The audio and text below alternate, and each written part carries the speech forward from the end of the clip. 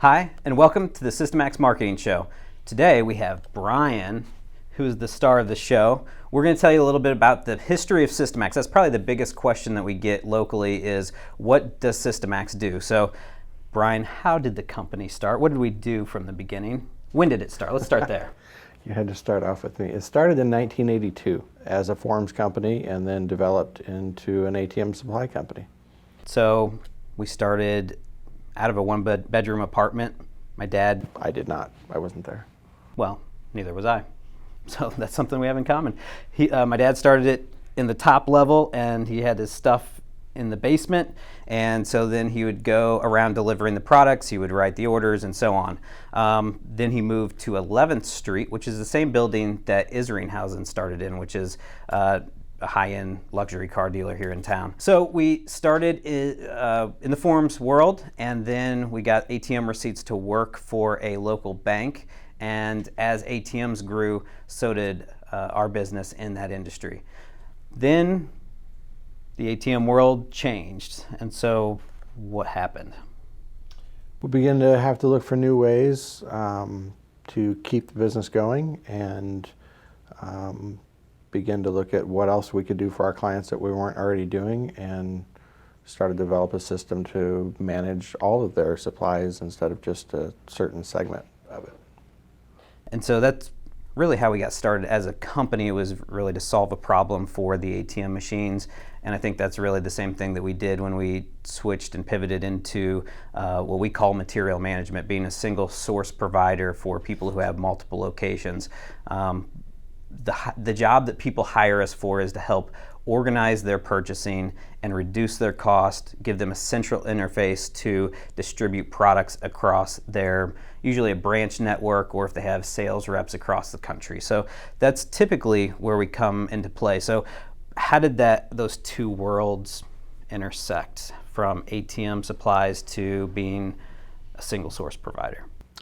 It's basically, it just expanded the complexities of what we were doing. So whereas you could focus on just the ATM supplies and all the ins and outs of that and getting that material to the client, you now had a very large product grouping that you had to learn about, figure out how to work to the best of our abilities, and train people on new products that they'd never been trained on before. So it was a complete go from knowing everything you know about a certain product to knowing, in some cases, nothing, and having to learn it all from scratch was probably the biggest hurdle.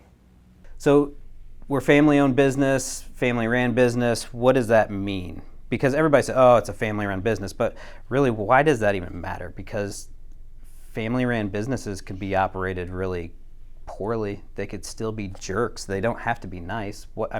Why is that even a differentiator? I don't think it is. I think that you hear those terms, I think it makes people feel a certain way when they hear a family-owned business. It can be a horribly ran family-owned business, or it could be a great family-owned business, just like any other business. So I don't think that terminology necessarily means anything. But in this case, it does. It was a very opening environment to work in. You were treated like family. Everyone here feels like a family. So I don't know if you could, I think it's easier to get that sort of vibe when you have a family-owned business than to create that vibe when you're coming out of a not family-owned business. So I think it's nice to have when it's done right. And in our case, I think it was done right. So it worked out well. So what is the vibe of Systemax today? Like what's it like? I'm skewed by it. So what is it like? Today, I think it is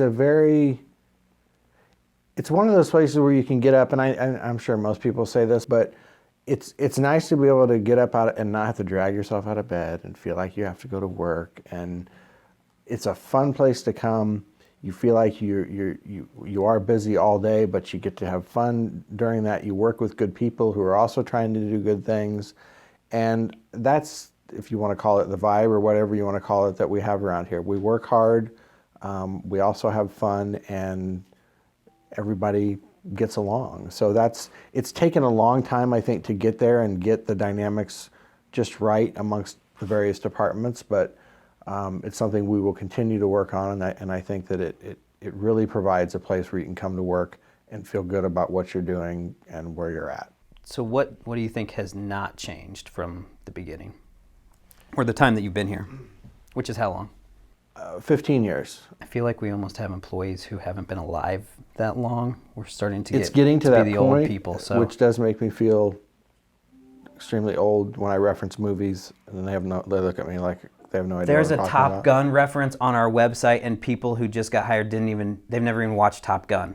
Can you believe that? That seems ridiculous to me, but. I believe in like 5th grade we were running around playing Top Gun, so that was 5th grade, and then some of these people don't know the movie. Were you Iceman? I don't remember who I was, to be honest with you. I was probably the one of the background characters. What was the question? What has not changed since the beginning? I think the one thing that has not changed, that's remained consistent, is just the fundamental concept of doing the right thing by the client. And from the beginning that I've worked here, whenever we've played a role in something that maybe quite hasn't gone right, or we could have done something better, we're always looking at those things to determine, do we have it just right? Is there a process change we can make to make it better? Those things have remained consistent the whole way through. I think things do change with different people and the dynamic that brings with it, but the fundamental just do the right thing has always been there. So that's been nice. If you don't have that, you're probably going to have some problems.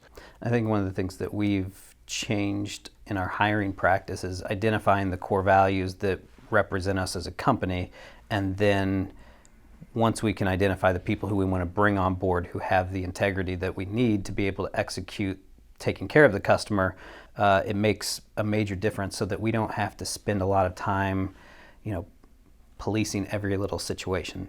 The team already has that built within them to want to take ownership of that situation and right the wrong and just fix it for the customer. So Sure. I think that's made a major difference in just our hiring practices. That's a good example of one of the things I think that you learn along the way through trial and error and through doing things that don't work. Or hiring, I think, for any company is just it's a difficult process. Sometimes you get it right and sometimes you don't. And to be able to work through that and say, what if we apply our core values to how we ask questions in the interview, what we're looking for, what are we even looking for, and to get something that you can tie together just to make the hiring process a little bit easier, or feel like you're doing a better job at those who come on board here, I think has been very helpful. How long ago did we start that? Because I feel like that's made a major difference in who we hire, who we bring on board, and then the results that we've been getting. I think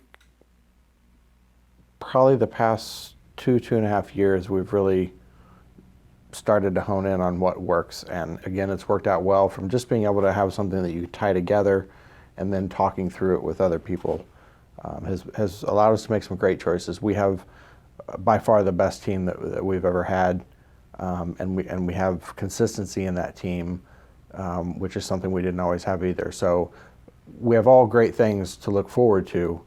Now it's just continuing the work to develop those things. So, what I think is fun is, I think it's fun. Maybe you don't think it's fun, but just even looking back, that we've been in business for 30 years. We've been, in charge for the last 5 years. We haven't burnt the place down, and so I'm very grateful for that. I'm grateful that we've been able to bring on great people and have the opportunity to take care of the customers and go in the directions that we want to go in. So, where are we going? We it was your idea a while ago to change our planning sessions. We do those once a year, and it was a lot to take on. We changed that up quarterly, and so now it allows us quarter by quarter to get together with senior management and talk about what worked last quarter, what didn't work, what we need to focus on this next quarter. It's helped us a lot, and it's pushed us to set goals that we then meet on once a week. We talk again the next quarter. How do we do on those goals? It's allowing us to further kind of grow in the area of material management that we've been focusing on.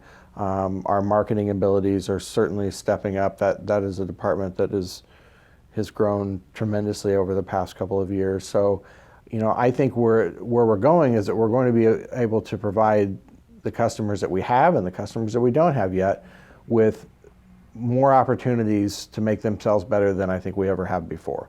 So I think that's our current direction. There you have it. That's the direction. That's where we're going. I think the planning session frequency and the pace that we go at, or the heartbeat of it, needs to move as fast as the company's going. So if the company isn't changing, then you don't need to meet as frequently. But for us, we're just constantly changing, have constant focuses that we have that are shifting based off what's happening in the marketplace. So we feel like that meeting that frequently is extremely important. So you didn't even want to talk that much today.